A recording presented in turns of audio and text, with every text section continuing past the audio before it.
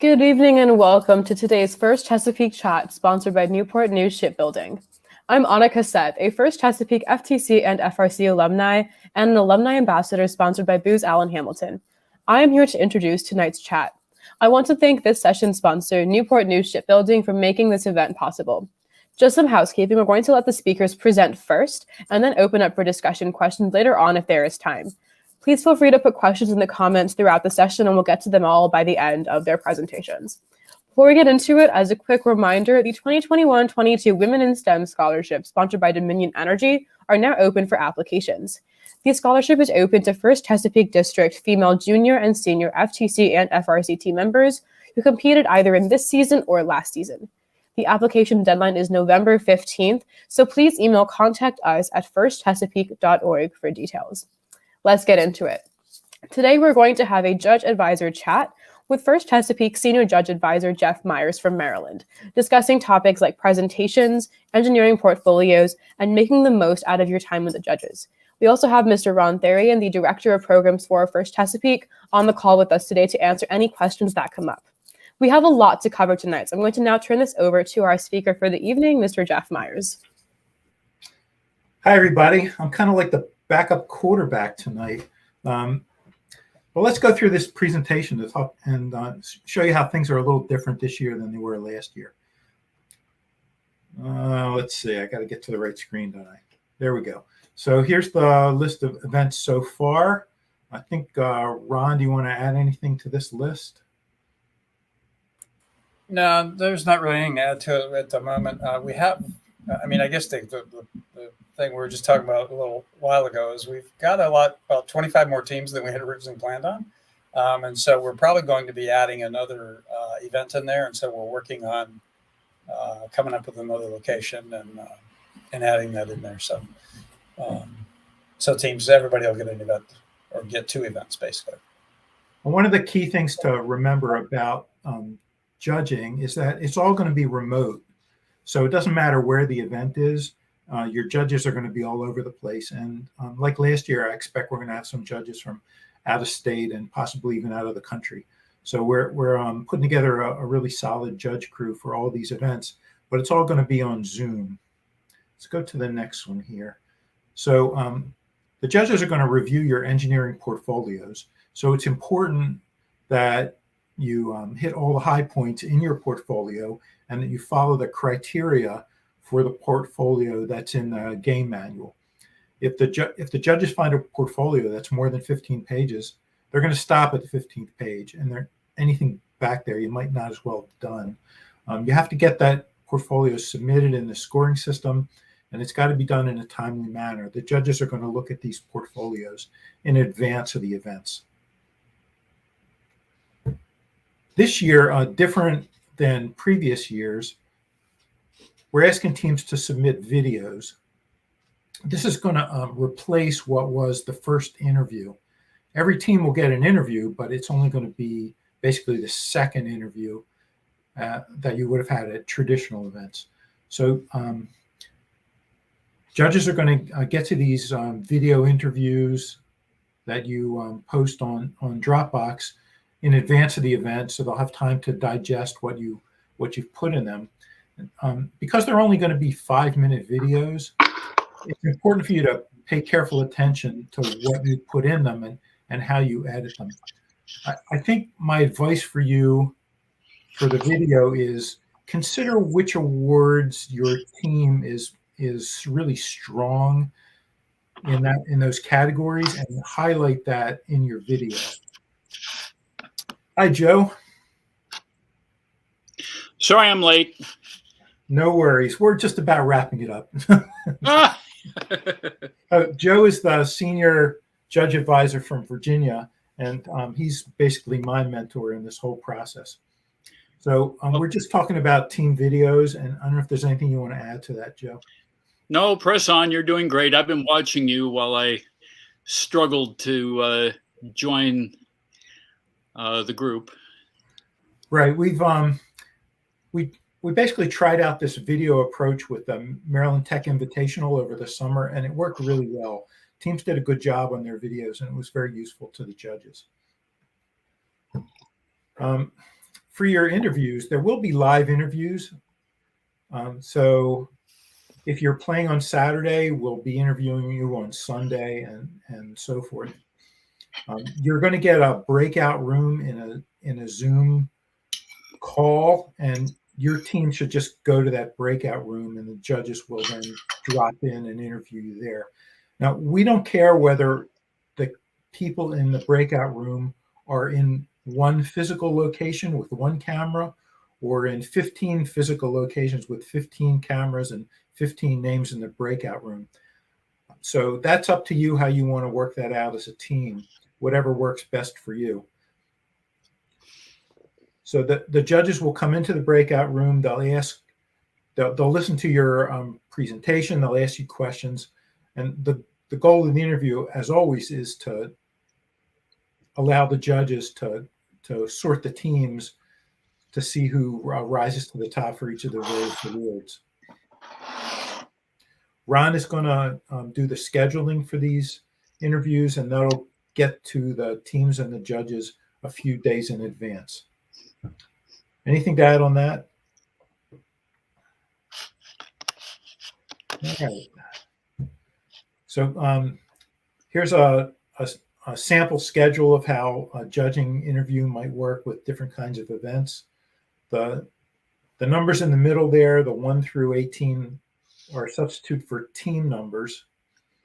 And at a real event, they'll have the actual team numbers in there. And that's what you'll get, so you'll know what time you need to be in your breakout room to meet with the judges.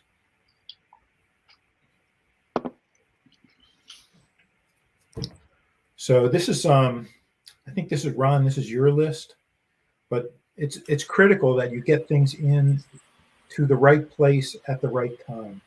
Right. I just like the first part of this is, we've talked about every one of these events is, set up to go 36 teams, but there'll be 18 teams play in the morning and 18 teams play in the afternoon. You'll go through qualifiers and playoffs, the whole thing. So the cohort you'll be assigned 2 weeks out before we kind of lock down the number of teams in the event, and they'll either be assigned to the morning or the afternoon.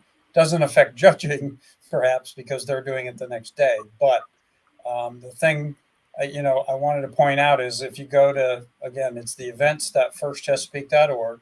You go to the events website, you will be able to click on that particular venue. And when you look at the details, it'll have all the teams that are competing there. We'll have the judging schedule on there. You'll know what cohort you're in, so you'll know what the schedule is of when you need to show up and all that kind of stuff. So that website is slowly getting built to have all those details in it. And the other one is I know a lot of teams, particularly teams that didn't go last year, there is a new setup that you use, which is the cloud scoring software, which is ftc-scoring.firstinspires.org. That's where you will go to enter all the judging information that Jeff has been talking about on there. And we also put all the links out there, so to have the links to tell you, what the Zoom meetings are that you go to and all that kind of thing. It's pretty much it. The other thing, 1 week out, we've talked about the COVID policy and so on. We'll look at what the rates are currently in that area, and we'll decide how many folks can come physically to the event. Doesn't affect the judging side, because the whole team can do the judging side, because it's a Zoom meeting the next day anyway. But and I think that's basically all I have. I think Jeff and Joe want to make sure you guys get in your materials early enough so that they can start looking, organize them, and people can look at them. Yeah, just as a concluding remark from me before we get to questions, it's real important to get your stuff in on time and to pay attention to the quality of the materials you submit. The judges only have that kind of information. They're not going to be able to, wander around your team space. They can't see you in the pits. They probably won't be watching the matches. We've told our volunteer judges that it's 1 day commitment from them. And that's the day they're going to be interviewing you and then reviewing you and comparing your team against the criteria. If there's an award that you're not interested in, if you can let us know up front, that will make everybody's life a little bit easier. But we're fully expecting that every team is going to be competing for every award, and we're going to gather the information that you give us and evaluate you that way. If I can add a couple quick points. First, the 5-minute interview video is totally separate from the 1-minute control award video. You can submit both. If you want to compete for the control award, also submit that video. The second point I want to make is we will be training judges. Don't judge the quality of the video. Judge the content. Listen to what they say about their robot, about their team, and look for things they say or things they show that support their eligibility for the awards. And beyond that, ignore the quality of the video. If you have to, you can film it on your iPhone. We're not looking for a Hollywood production here. We're looking for a concise, understandable. We have to be able to hear and see what you send us, but we're looking for the information you want to share with us. So don't get hung up on the quality of it. I think there's actually a question out there somewhere. Yeah, we got a couple of questions in here from Mr. Phil. We're asking if a team is already given a video presentation, what should they repeat in their live presentation, if any? Well, I'll take a first cut at it and then turn it over to Jeff. In effect, the video counts as your first interview. Those of you who remember the in-person seasons, your first interview was in a room or a partitioned tent, and you began that interview with 5 minutes where you could say whatever you want to say. That is the model we're using for the video, is the presentation you would give in your first interview. The interviews we will be doing are essentially the pit interviews, the second interview you would get. The judges will be looking at your eligibility for specific awards. Each pair of judges will be looking at both the robot awards, the technical awards, and the team awards. Connect and motivate. So treat the interviews we do like pit interviews. But again, preparation always helps. If there are awards you really want to win, that you really think you're eligible for, when the judges come into your breakout room and start asking questions, make sure that you emphasize information about the awards that you think you're eligible for and that you really want to win. Jeff, do you have anything to add? Yeah, I would add that all of the awards have specific criteria that are listed in the game manual, and the judges know those criteria, and they're going to be looking to be sure that you've met the various criteria. So you should be aware of those criteria and kind of use them as a checklist. And those criteria are in the game manual that the teams have too. Absolutely. It's exactly the same. Absolutely. So make sure that you've checked off all those criteria in the awards that you're looking for. And in your video presentation, you're going to make claims about what your robot can do, about what your team has done, can do. And the judges are going to want to see proof of that. And they're going to want to follow up with questions to flesh out those sorts of claims. I think that's great advice. Thank you both so much.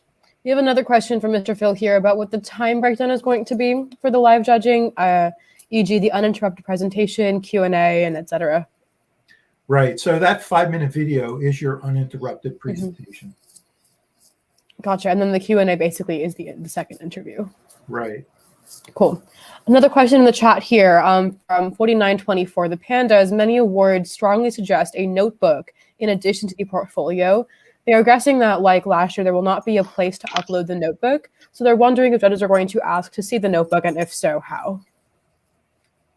I don't think so. I don't think the notebook is required for anything. The judges are not going to ask to see a notebook. It's maybe a good practice for you as a team to keep records and logs and documentation. In fact, I'm sure that's good practice. The judges may ask you about your procedures, but yeah, go ahead, Joe. Well, that's absolutely right, Jeff. All we will be looking at is your engineering portfolio.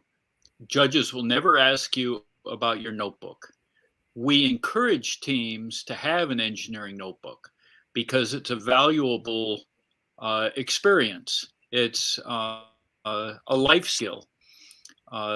Whatever you do later in life, whether or not you become an engineer, you will have to deal with something like that. So doing it now, even though the judges won't be looking at it, is a good skill to learn for your future college education and your future career. I did my team's notebook. I was in charge of that in FTC. And physics lab right now is so much easier because I know how a notebook works. So Yep. Totally. Another question in here from the mentor for 1842. Are events both Saturday and Sunday or just one day? Ron? Yeah, the events are only one-day events.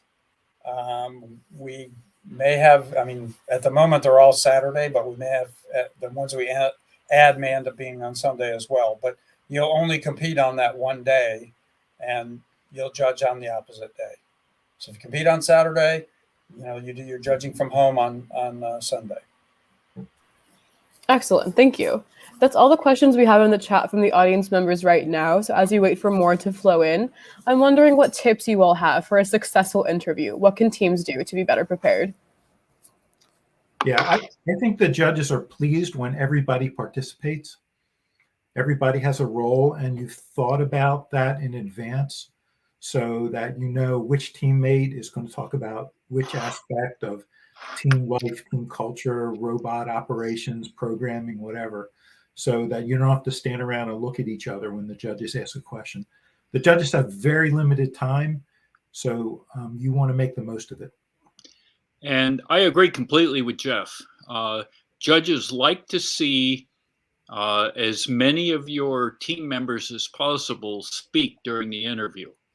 That reassures us that the team is cohesive, that the team is doing all the work, not the adults.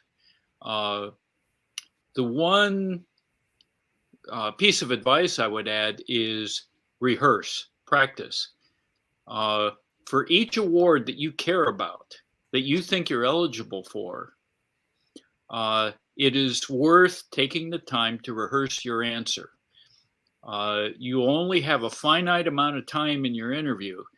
So if a judge asks you about, tell us something exciting about your robot, if you have a concise answer that imparts really important information you want the judges to know in a very short period of time, that makes your interview that much better and positions you to win that award.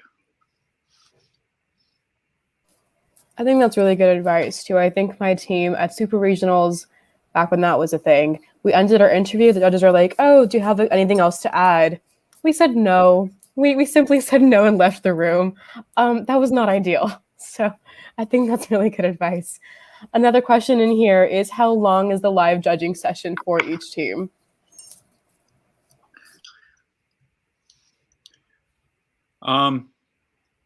Approximately 15 minutes.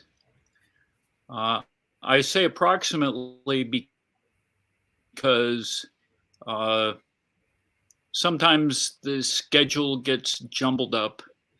And if the judges are talking to a team that doesn't have anything to say, hopefully that won't happen. We prefer teams that talk our heads off.